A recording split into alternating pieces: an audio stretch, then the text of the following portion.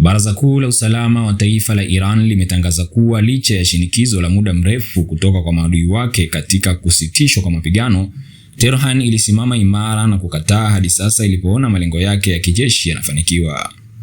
Katika taarifa hiyo, Iran imesema kuwa baada ya takriban siku 40 za vita imefanikiwa kwa kiasi kikubwa katika operesheni zake na imewaweka maadui katika hali inayodhani ni ya udhaifu mkubwa. Hata hivyo, imewaonya kwa mapambano yanayoweza kuendelea ikiwa mafanikio hayo yatatafsiriwa katika ushindi wa kisiasa na usalama wa kudumu katika eneo la Mashariki ya Kati. Kwa kufuata mwongozo wa viongozi wake wa juu, Iran imekubali kuingia katika mazungumzo na Marekani yatakayofanyika mjini Islamabad nchini Pakistan kuanzia Ijumaa ijayo. Lengo la mazungumzo hayo, baraza limesema, ni kuweka mfumo wa makubaliano ya kudumu ndani ya kipindi kisichozidi siku 15. Iran imesisitiza kuwa imewasilisha mapendekezo yake yenye masharti 10 kupitia Pakistan ambayo ndiyo mpatanishi mkuu.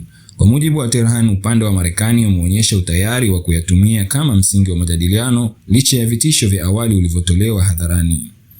Hata hivyo, Iran imeweka wazi kuwa mazungumzo hayo hayaashirii mwisho wa vita, badala yake ni sehemu ya mwendelezo wa mapambano kwa njia ya kisiasa. Imeongeza kuwa iwapo makubaliano yatafikiwa, itaendelea na operesheni zake za kijeshi bila kusita. Baraza hilo pia limewataka wananchi wa Iran kudumisha mshikamano wa kitaifa na kuunga mkono mchakato wa sasa wa mazungumzo, huku ikionya kuwa nchi iko tayari kujibu kwa nguvu kubwa hatua yoyote ya uhasama.